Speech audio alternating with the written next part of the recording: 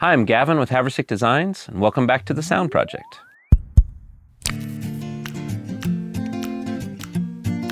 I want to let you know we have some awesome recording studio tours coming up, so make sure you subscribe and hit the notification bell so you don't miss out on these amazing videos.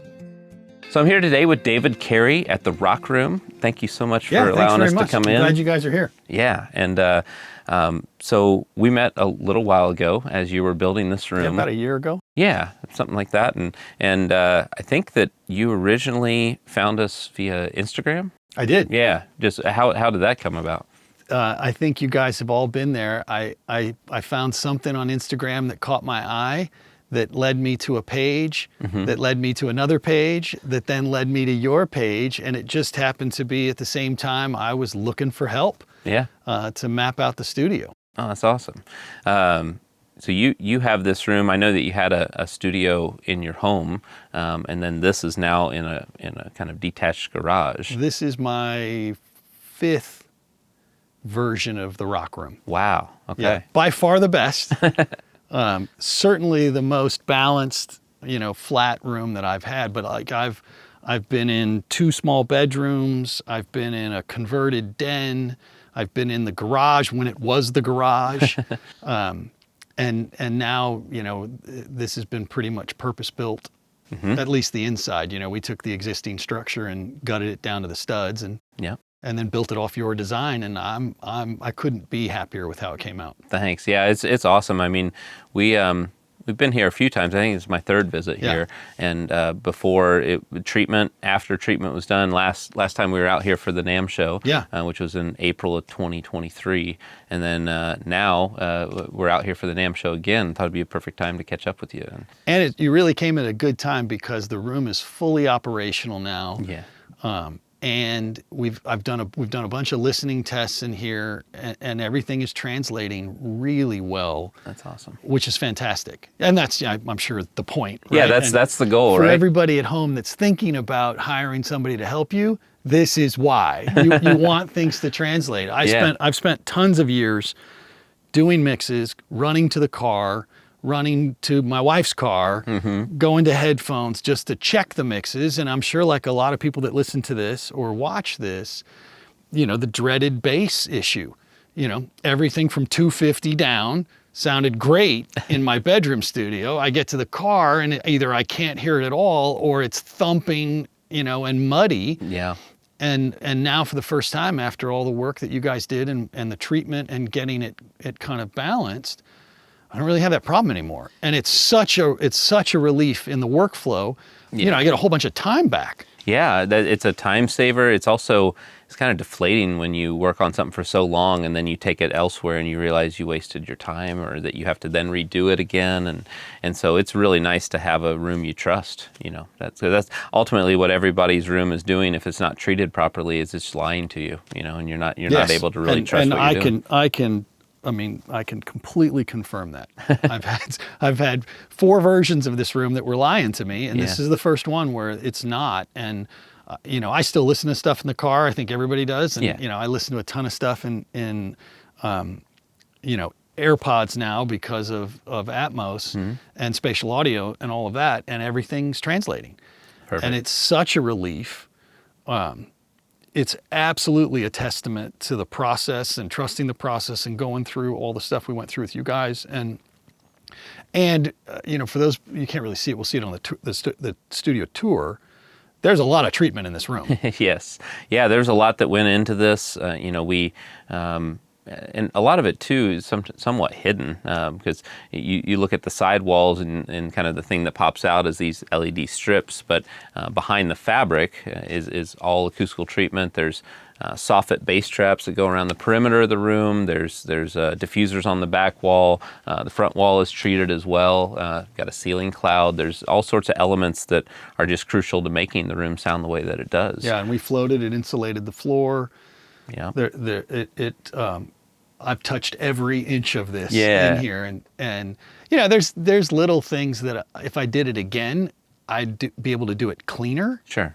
I think the walls, I'm super proud of the walls because that was the thing in the design that I loved, and the neons were were something that jumped out to me immediately, and I fell in love with the rendering, because I think that's the other thing you guys do really well is instead of just sending flat blueprints, you get the renderings.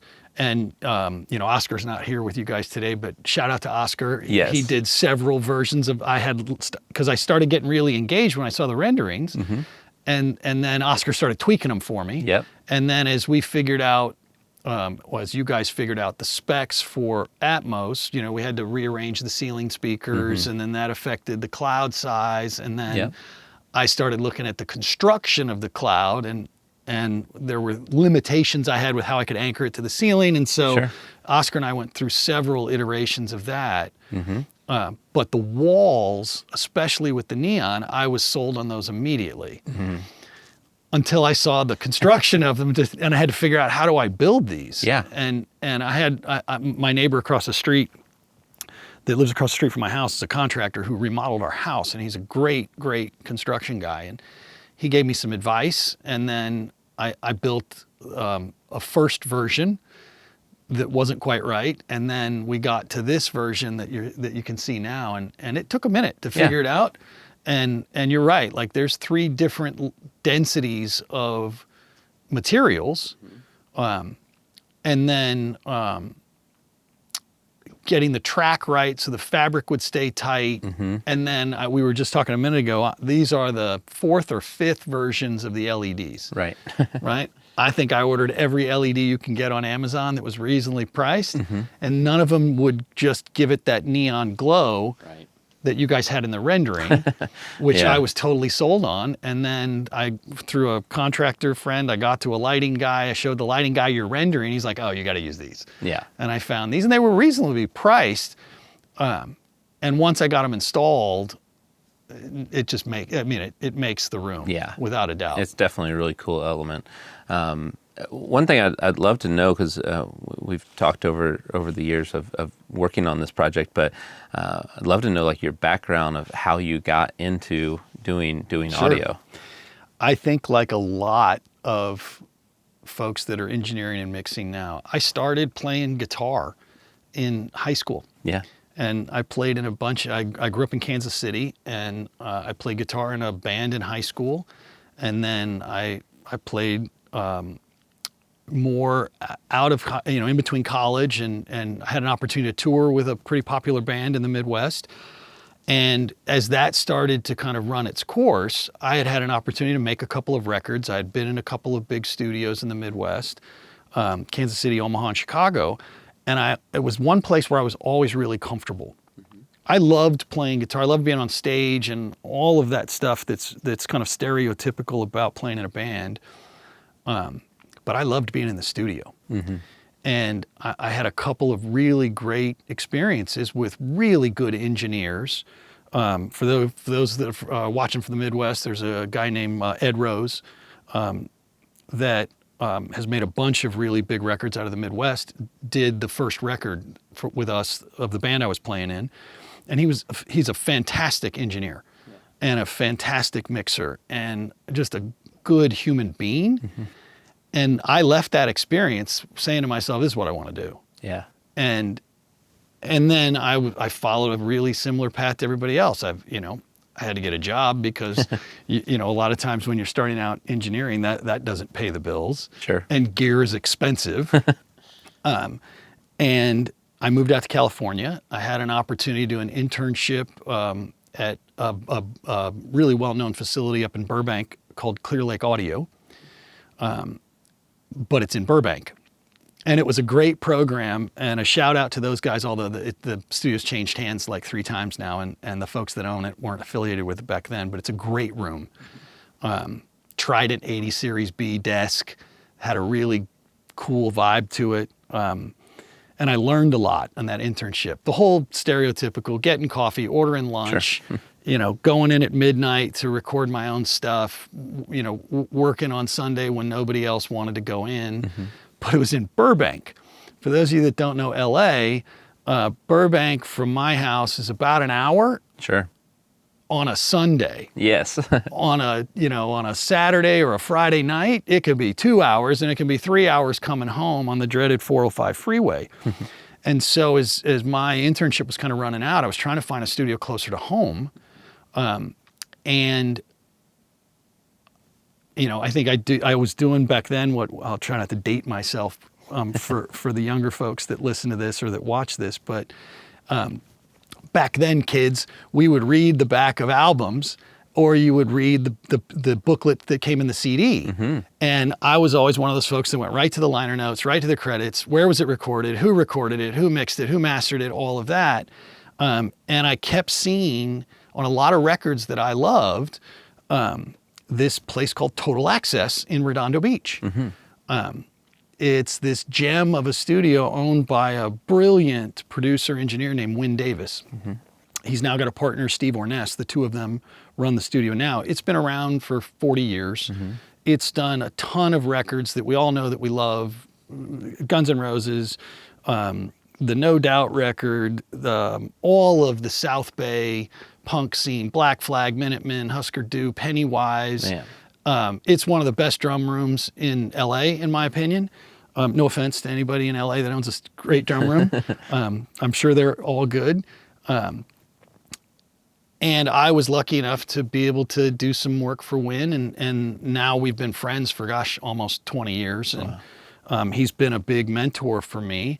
And that's where I kind of cut my teeth. And for a long time, I would keep my rig as kind of a parallel rig to the one in Total Access so that we could move back and forth. Oh, yeah. And over the last probably 10 or 15 years, that's really what we've done is I'll go over there and cut drums and then bring everything back over here and do the overdubs and the mixing. And then before I had a treated room, when I was in one of my previous versions, I would, do all the editing, get the mix as close as I thought it was right. And then I'd go back to Total Access so that I could figure out what's going on with the bass. Sure. Figure out why I lost my kick drum, all that stuff. And he, Win's been very generous to me over the years with just knowledge. Yeah. And sharing, how to do things. And, things I think that now we all go to YouTube for. Sure.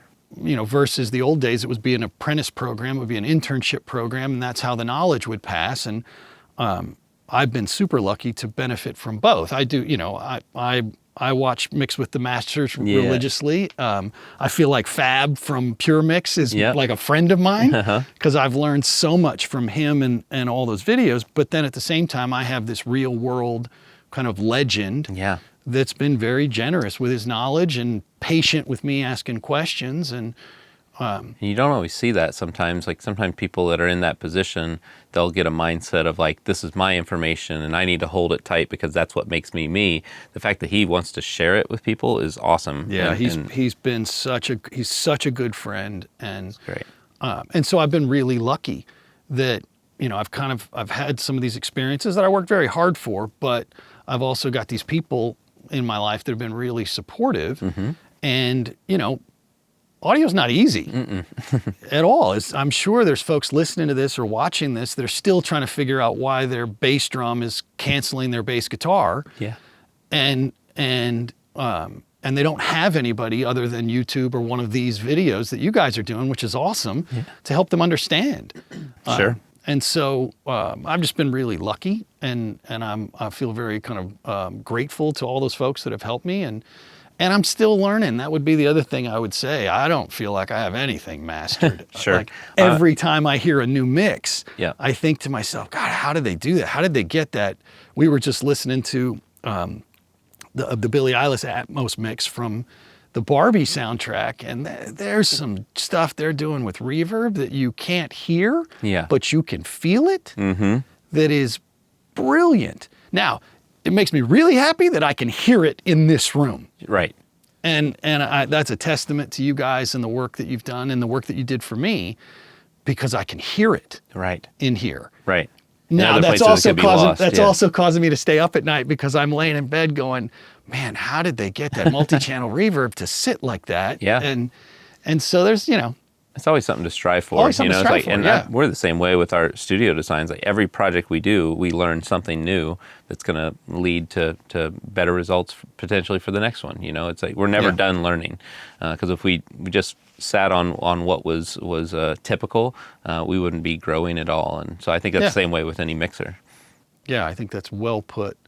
And it's so much easier to work, when you kind of have that mindset of like, I'm never finished. Sure.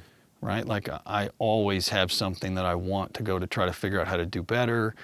And then I've been really blessed to be around a lot of really great professionals, like Steve and Wynn, that are doing really, really great work where you're constantly saying, wow, like I thought I was good. Yeah. I'm not that good. Yeah, it's a way to keep you humble. Yeah, and it's great, and I love it, and for anybody out there that's listening to this, you're listening to this for a reason, obviously. Like, stick with it.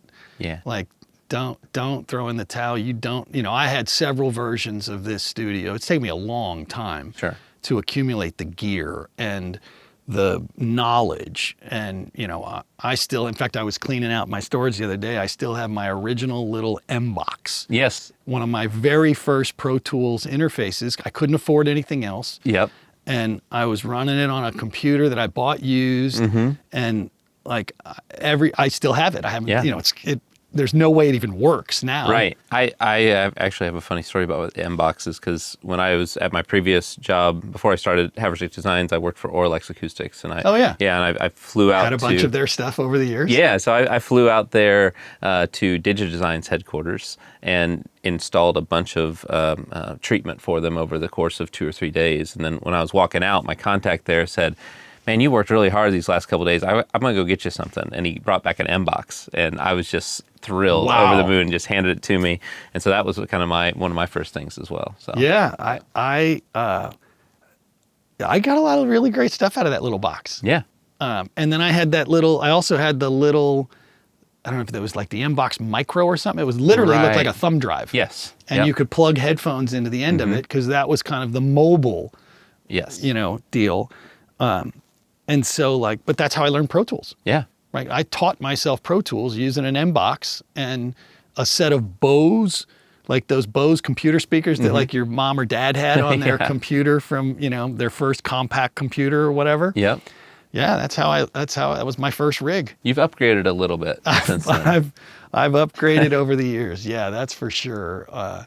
I should have pulled it out for you guys. My mom sent me, I have a photo of my high school bedroom that was my first attempt at having a studio. And it was literally like these two like JBL stereo speakers that I took from the living room. Yeah. And then like the cassette deck in the middle of it. And then like I got this like Casio like keyboard thing like from my grandmother that like she played at church. Yeah. And that was my first setup. It's awesome. Yeah, and it's just evolved Everybody over starts the years. somewhere. Yeah, everybody starts someplace, and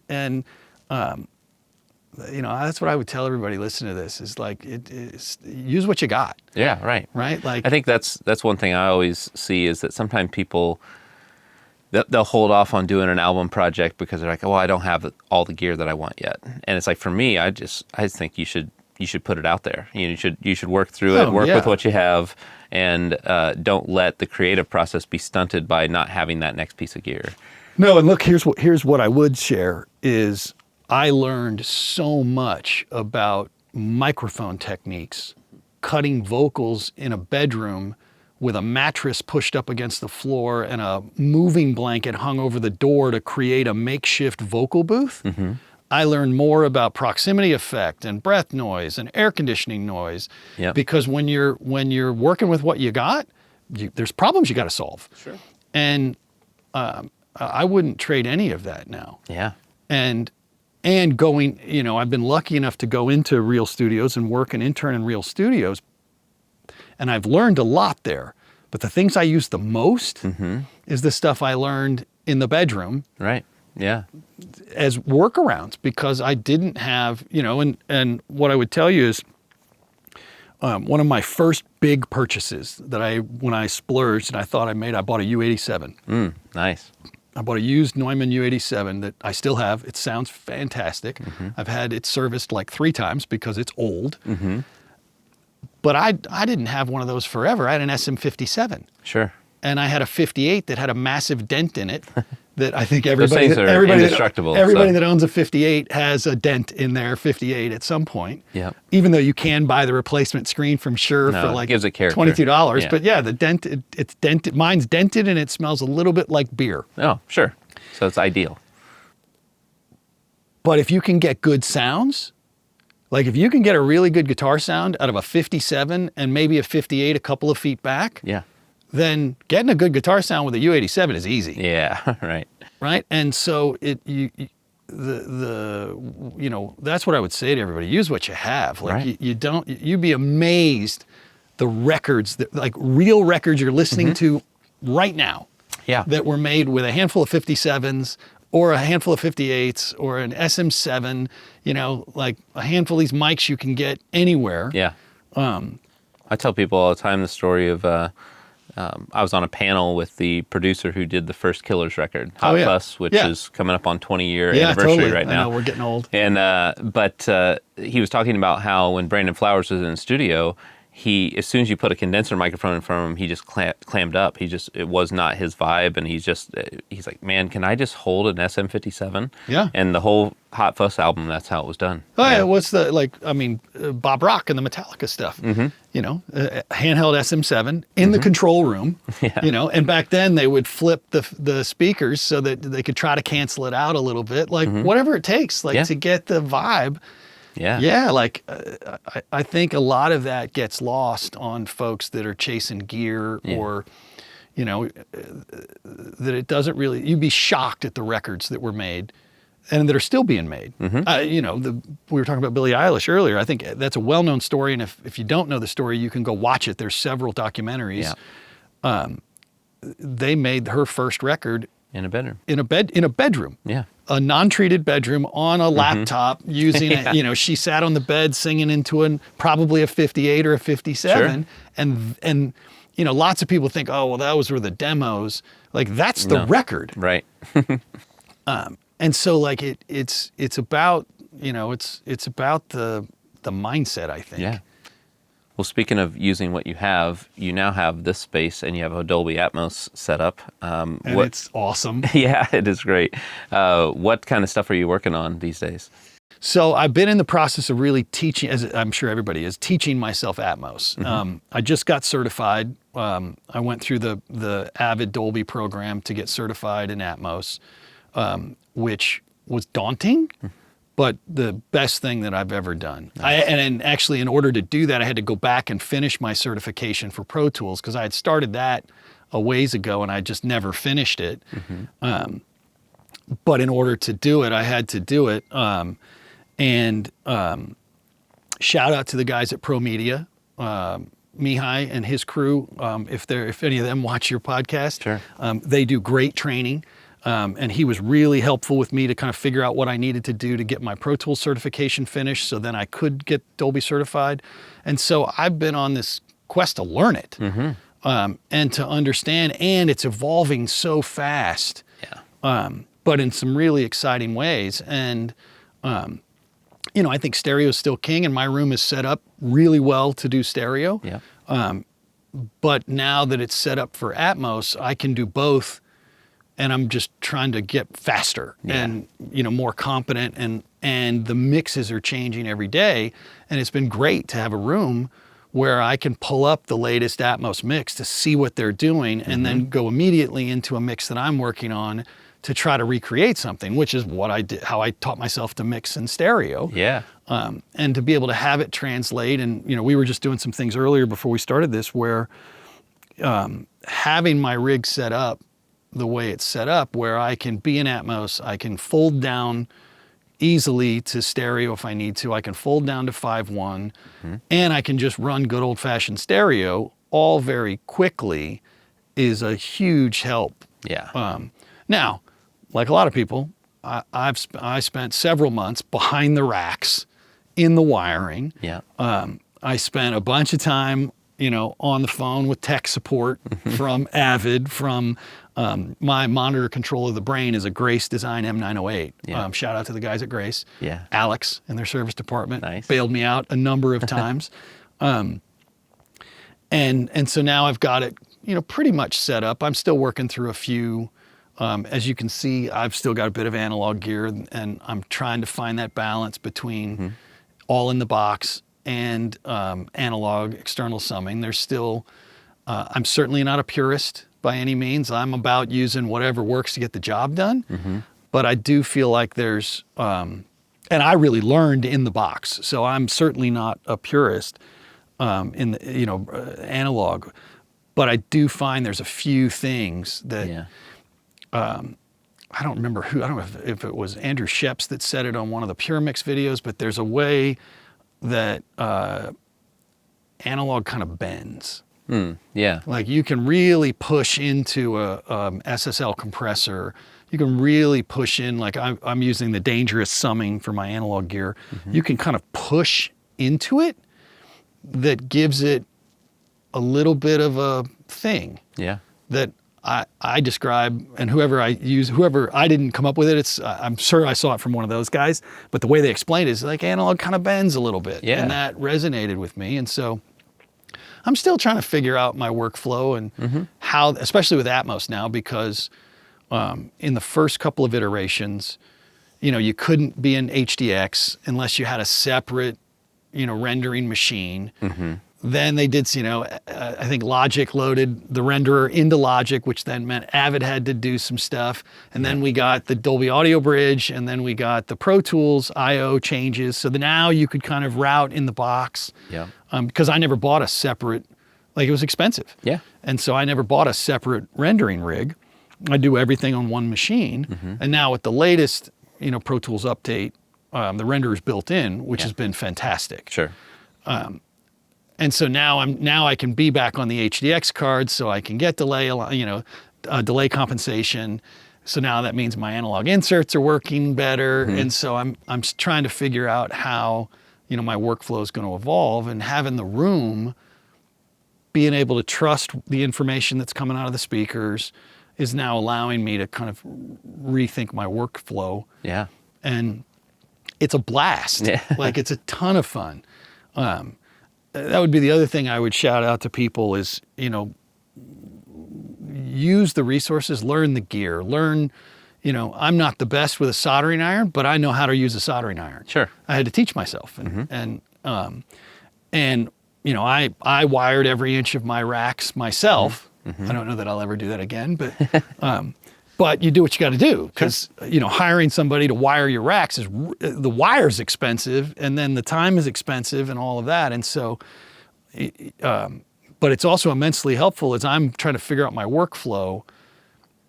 I know how the racks are plugged in. Right. So I know how the signals are flowing and all of that. And so it's been really nice to be able to get into that without having to worry about the audio, the information. Like I can trust what's coming out of the speakers in the room, which now allows me to be able to start to tinker with all that other stuff. Yeah.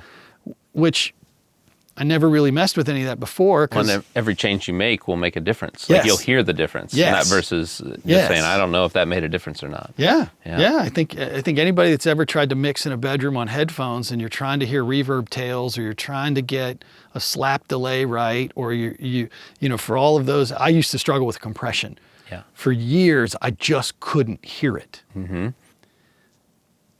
I pulled up some of my mixes that I did 10 years ago in this room, and my first thought is, I can't play that for anybody. Right. At all, because all of a sudden I can hear all this stuff. And obviously my skill set has evolved in the last 10 years. And so I go back and listen to some of that stuff, and I'm thinking, oh my Lord. Yeah. Like, what was I doing? Yeah, well, you're learning. Yeah, but having the room where I don't, probably one of the biggest testaments for you guys is, reverb tails. Forever, I would have to go to headphones. Right. To really get the reverb tail right. I don't anymore. Yeah. Yeah, that's the thing. In some rooms that aren't treated properly, it's like that reverb tail. You're not just hearing it; you're hearing the reverb of the room itself too. Yeah. It's coupling with that, and yeah, it's hard to discern what's what. Yeah, there are so many of those little things that I've found now with the room being set really well that I don't have to do. So it's giving me all this time back. Nice. And so, which is now allowing me to experiment with other things, whereas before I would be spending so much time trying to get the kick and the bass to sit right that I couldn't spend, I didn't have time to spend time changing reverbs for a delay or any of that, because I had to spend a lot of time to figure out how to get the bass to sit right. Sure. Now I don't have to worry about that. I'm getting all the information that's coming out of the speakers to me, I can trust. So I can make those decisions quickly, which then allows me to get into some of the other stuff. And then the other stuff is the stuff that's fun. Nobody wants to sit and spend 2 hours trying to get the kick and the bass to sit right. Right. If you can do that in 5 minutes and then move on, it's a lot more fun to start working on tucking the reverb tail in so nobody really hears it, but the vocal moves forward in the mix. Like all that stuff is so much more fun than the technical things that you need to get right. Otherwise, nobody's going to listen to the mix. Right. Yeah, and having the room be set up and being able to trust it is a major game changer. That's awesome. Yeah. So what's the future of the rock room look like now that you have this all set up and you've got this wonderful space? It's getting a lot of use, and I'm really excited by my mentor Wynn Davis just came over yesterday actually, and he's got a project he's about to start that I'm going to assist him on, and I can't say what it is yet, but it's a major label, it's a major band that everybody would know. They want to put their catalog into Atmos. Oh wow! And he did a mix in 2018 at one of the first Atmos studios in LA, and he brought the mix over here to just see if we could open it, to see if it would translate, to see if this room was going to be good enough to do the work. And I really, a big testament to you guys. Mix came right up.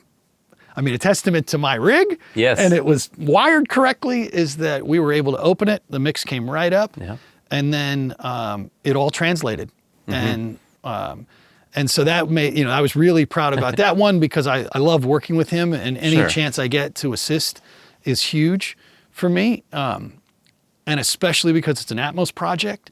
But the fact that we were able to pull it up, it translated, and it's now going to allow us to do the project. It was a huge moment, and that's awesome. I'm very grateful to you guys. Like the work you did, that's the whole point. That's what I'm trying to do in this room, is to be able to have it translate so that we can do more work. Yeah. And so there's more work coming. Man, that's so cool. Yeah. Congratulations for that. I think it's very good, and hopefully, as that comes together, I'll be able to talk about it more, and I'll try to get. I think what would be great is I'll get Wynn to maybe get on a Zoom with you or something, and that'd be fun. Give you his opinion. He's a great guy. Awesome. And so we're excited, and I've got another project that I'm trying to calendar right now that we were originally going to just do in stereo, one of my regular clients, and now after she's listened to a bunch of stuff in here, she's now convinced that we need to do it in Atmos. And so now we're going to do the project in Atmos, which is exciting. Like I think, especially given some of the records that have come out in the last 3 or 4 months, like it's clearly being embraced. And I think the techniques are getting good. And that's definitely a testament. Like I think Steve Jenowick at Capitol. I don't know him personally. I feel like I do because I've watched enough of his videos, but like I feel like Dolby should give him like a referral fee or like a commission, because he pioneered a bunch of the object versus bus workflow that if you've watched any of those videos, like it's genius stuff. And the stuff that he was doing, before multi-channel effects were available, like he was building his own, delay array and sharing all the information online. The techniques have evolved. And so now, like the stuff we're listening to that's coming out, it's more than just junk flying over your head. Yeah. Right? Like, some of the first Atmos, it was just cool. And So there was gimmicky stuff. gimmicky stuff. There was things flying around in the back of the room and overhead, especially when you get, I'm guilty. As soon as I put speakers in the ceiling, I'm like, oh yeah, we're using those. Yeah. What guitars can we put up there? Right. And now over the last, certainly the last 6 months even, it's getting really good. Yeah. Well, like now things aren't flying over your head, but like you feel like you're in the room. Mm-hmm. And it's getting very sophisticated, so that it's not gimmicky. Like you're not hearing things, you're feeling them. Sure. Yeah. And there's a couple of mixes that, I'm not obsessed over the Barbie movie, for a full disclaimer. It was great. Yeah. I thought it was great, like everybody else. The soundtrack is ridiculous. Mm-hmm. And not just the Ronson and the Wyatt stuff, or the Watt stuff, but that stuff is fantastic. And the Atmos mixes are bananas. Yeah. Like they're just bananas. Like you Everything's getting really you great. feel the air in the room change when the song comes on. Yeah. And the thing I've been doing, when you fold it down to 2.0, when you fold it down to stereo, like you notice, but the mix is still there. Like the mix holds up. It's still thumping. It's still a good rockin' mix. Yeah. It's the air. It's the space that changes. And then when you unfold back to Atmos, it's just like it just envelops you. So And cool.